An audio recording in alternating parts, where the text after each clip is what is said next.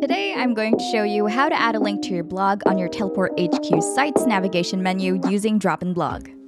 In your TeleportHQ site editor, double-click on your page's header component. This will isolate the component for you to edit in another editor tab. Let's zoom in a bit. Next is to click on a menu item where you want your new blog page link to appear. Then right-click on it. Then in the menu, select Duplicate. Double-click the duplicate and rename it to blog or however you'd like.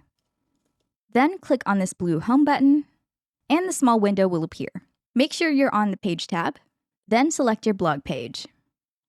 Once done, click outside of the component, then publish your site by clicking the publish button here on the upper right.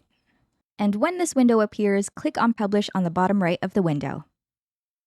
When your site has successfully published, click on the link to your website here in the green pop-up up top.